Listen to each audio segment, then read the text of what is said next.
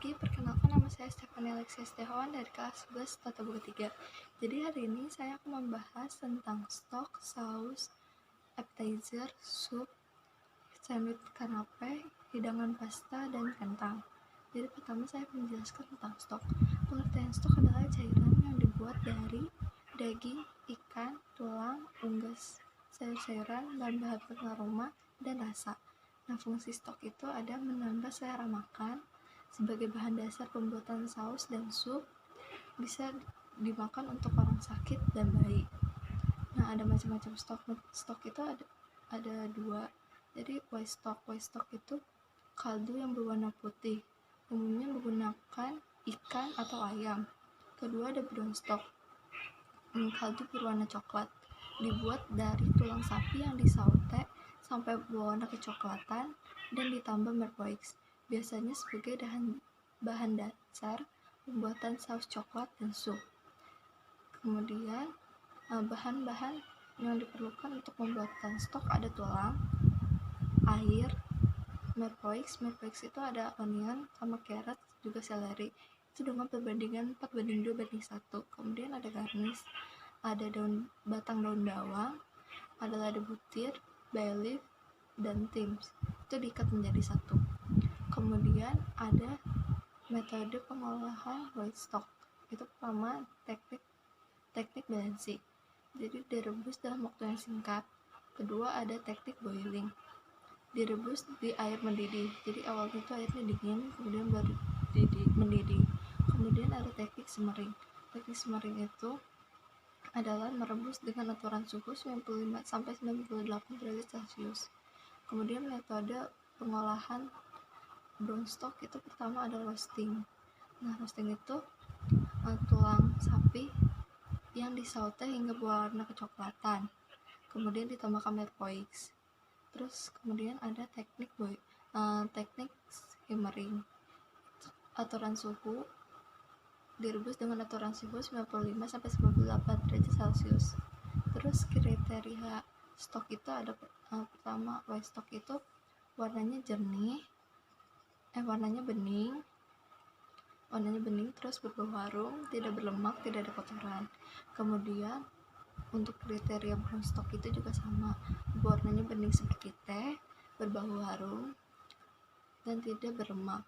Kemudian hal-hal yang perlu diperhatikan dalam pembuatan stok itu, pertama gunakan peralatan yang bersih, bahan-bahan yang segar, terus menggunakan stok pot yang bahannya tebal, dan setelah titik perebusan kaldu mencapai 100 derajat Celcius, kemudian diturunkan menjadi 60-70 derajat Celcius. Nah, peralatan yang dibutuhkan itu ada stock pot, ada roasting board, ada vertical strainer, ada spoon. Terus ada alat bantunya juga, vegetable knife sama cutting board. Kemudian penyimpanan stok itu kalau di kulkas paling lama cuma tahan 1 minggu. Kemudian di freezer itu 3 bulan. Nah, jadi pertama itu biarinin stoknya sampai dingin dulu, baru dituang di wadah yang tertutup. Kemudian saus itu cairan yang dikentalkan dengan salah satu kombinasi pengental sehingga menjadi setengah cair. Nah, yang biasa saus ini disajikan bersama daging, ayam, macam-macam kue dan lainnya. Kemudian ada fungsi saus. Fungsi saus itu pertama menambah selera makan, meningkatkan nilai gizi, dan meningkatkan penampilan warna dan kilau. Kriteria saus itu ada teksturnya glossy, tidak ada gumpalan, dan aromanya berbau harum untuk meningkatkan selera makan. Kemudian bahan pembuatannya itu ada pertama bahan cair. Bahan cair itu misalnya stok. Terus yang kedua itu ada bahan pengental. Bahan pengental misalnya ada rocks itu jadi campuran antara lemak sama tepung. Kemudian ada corn flour itu maizena, jadi maizena diberi sedikit air. Kemudian ada egg yolk itu kayak kuning telur. Kemudian mada saus itu jadi kayak ada 5 macam. Yang pertama ada saus dasar putih. Saus dasar putih yang pertama ada bechamel itu dari white rocks plus susu. Kemudian ada velvety itu jadi white rocks sama white stock. Kemudian saus dasar coklat itu demi-glace dibuat dari brown stock sama brown rocks. Kemudian ada saus dasar merah.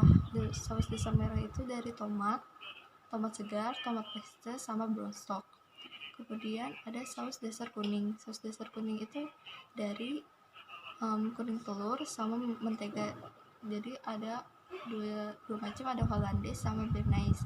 Kemudian saus dasar minyak itu ada mayonnaise saus sama vinaigrette saus. Nah, cara penyimpanannya itu yang pertama untuk bechamel dan velouté dan demi-glace itu disimpan, ditutup, terus kemudian disimmering saat mau digunakan. Kemudian Hollandaise dan Bernaise itu ditutup di tempat yang tertutup, kemudian dibekukan, baru ditim saat mau digunakan. Untuk mayonnaise saus dan vinaigrette saus itu cukup dimasukkan chiller. Kemudian ada appetizer. Appetizer itu hidangan yang disajikan dalam keadaan porsi kecil. Fungsinya itu untuk merangsang nafsu makan. Nah, ada jenis-jenis appetizer. Yang pertama ada cold appetizer, itu hidangan yang disajikan dalam keadaan dingin. Misalnya ada fruit salad dan vegetable salad. Kemudian ada hot appetizer, itu hidangan yang disajikan dalam keadaan panas. Misalnya kroket dan risoles. Kemudian sup. Pengertian sup itu makanan cair yang terbuat dari stok atau kaldu, daging, ayam, ikan, bahan-bahan pengaroma, bumbu-bumbuan, dan isian. Sup dapat berdiri sebagai main dish atau main course yang dapat dikaitkan dengan giliran hidangan atau sebagai appetizer dalam satu course menu.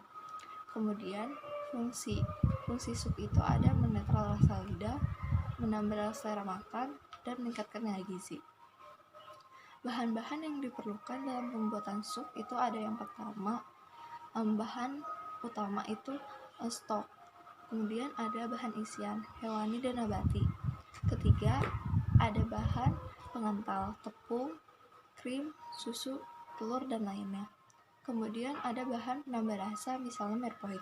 Sajian sup dalam keadaan panas itu sekitar 70-80 derajat Celcius. Sedangkan yang dingin disajikan dalam keadaan suhu 50-70 derajat Celcius.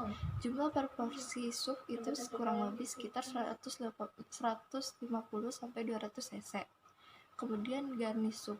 Yang pertama itu ada garnish isian, misalnya daging, ayam, dan lain-lain. Kemudian ada garnish topping atau tabur, misalnya ada keju parut, paprika powder, dan lain-lainnya. Kemudian ada garnish pelengkap, misalnya cracker atau french bread. Kemudian klasifikasi sup. Klasifikasi sup itu ada 3. Yang pertama ada pure soup. Pure soup itu sup yang dibuat dalam keadaan jernih, yaitu broth atau stok yang tidak dikentalkan. Sup picture ini bisa dihidangkan dengan isian atau tanpa isian. Nah, clear soup itu ada 3 jenis. Yang pertama itu ada bouillon plus broth. Itu sup yang paling sederhana dan tidak ada padatan. Yang kedua itu ada vegetable soup. Itu sup yang terbuat dari stok atau kaldu dengan penambahan 1 atau lebih sayur-sayuran. Yang ketiga ada consomme. Consomme itu sup yang terbuat dari brown stock dengan tambahan clarification meat, merpoix yang dipotong kecil-kecil, bahan asam, dan dimasak dengan api kecil. Nah, consomme itu ada macam-macam. Yang pertama ada double consomme, ada cold consomme, ada chicken consomme, dan cold julienne consomme. Kemudian klasifikasi sup yang kedua itu ada thick soup. Thick soup itu sup kental yang dikentalkan dengan rocks, maizena, atau cream. Jenis-jenisnya itu ada powder, biskuit, krim, dan pure. Kemudian ada national soup. National soup itu sup yang berasal dari negara itu sendiri, bisa disajikan dalam keadaan kental maupun cair. Kemudian kanape. Kanape adalah satu jenis oven face sandwich yang termasuk makanan pembuka dingin. Fungsinya itu sebagai hidangan pembuka. Kemudian ada komposisi kanape. Yang pertama itu dasar kanape. Kanape terbuat dari roti yang dipanggang atau digoreng, yang berbentuk segitiga, segi empat, bulat, dan diolesi dengan mentega. Biskuit juga bisa menjadi dasar kanape. Kemudian seiringnya berjalannya waktu, potongan buah dan sayuran bisa juga menjadi alas dasar kanape. Kemudian B. Spread atau memoles adalah bahan makanan yang lembek atau kental yang diolesi di atas permukaan roti atau biskuit. Kemudian C. Topping, bahan makanan yang ditaruh di atas permukaan roti atau biskuit setelah diolesi spread. Contohnya itu ada ikan, ada keju slice, telur, daging, dan lainnya. Kemudian ada garnish. Garnish itu sebagai bahan hiasan. Nah, garnish itu harus memenuhi syarat kanape. Misalnya yaitu harus sederhana, harus sesuai dengan kanapenya, dan bisa dimakan. Kemudian syarat pembuatan kanape. Yang pertama itu bahan yang dipergunakan dalam keadaan bersih dan segar. Kedua, roti dipotong lalu digoreng atau dipanggang dengan minyak sedikit. Dan yang ketiga, biskuit harus memiliki rasa yang gurih. Kemudian sandwich. Sandwich adalah makanan yang dibuat dari bagian utama yaitu roti dan berbagai macam isi yang dibuat berbagai lapis. Fungsinya bisa untuk bekal, jamuan pesta, dan sebagai makanan ringan. Macam-macam sandwich itu ada cold sandwich dan hot sandwich. Cara penghidangan sandwich yang pertama itu open sandwich, club sandwich, kemudian roll sandwich, dan close sandwich. Komposisi dan ukuran sandwich. Pertama itu ada berat, itu ukurannya 50-60 gram. Kemudian spread atau olesan itu 10-15 gram. Garnish sekitar 40-50 gram. Keju sekitar 60-75 gram. Dan kemudian filling atau isi. Macam-macam bahan isian sandwich. Yang pertama itu ada rasa asin, itu bisa mentega, bisa daging asap, dan lainnya. Kemudian ada rasa manis, itu bisa dari selai, fla, atau yang lainnya. Teknik pembuatan sandwich. Yang pertama ada trimming, itu memotong bahan yang tidak diperlukan. Kemudian cutting. Ketiga, garnishing, itu memberi hiasan. Dan yang terakhir ada dressing. Kemudian kriteria sandwich. Yang pertama itu potongannya harus rapi. Terus kedua, isiannya tidak boleh meleleh. Dan ketiga, roti itu harus segar dan kekar. Kemudian peralatan untuk pengolahan sandwich. Yang pertama ada stove, ada cutting board, ada knife, ada bowl, ada brush, dan pan. Kemudian hidangan pasta dan kentang. Yang pertama ada jenis-jenis kentang. Salah satunya ada Atahualpa.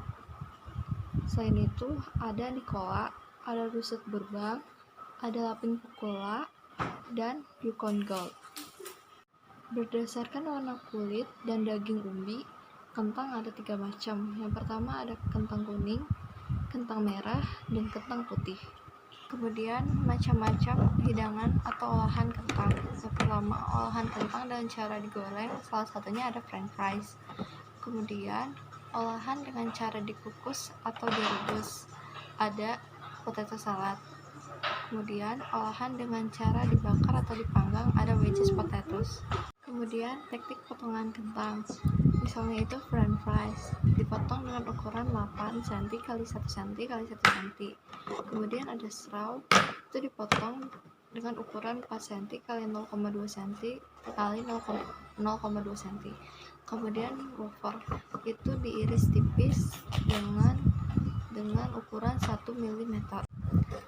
Kemudian pasta adalah makanan yang berasal dari Italia, yang terbuat dari adonan tepung, air, garam, dan telur yang dibentuk menjadi banyak rupa. Kemudian jenis-jenis pasta. Yang pertama itu ada fresh pasta. Itu pasta yang masih lembut, umumnya diproduksi dari rumah. Kemudian ada dry pasta. Itu pasta yang sudah dikeringkan. Teknik pengolahan fresh pasta. Biasanya fresh pasta itu masaknya lebih cepat dan sangat mudah lembek atau overcook. Teknik pengolahan dried pasta. Biasanya itu direbus selama 10 menit.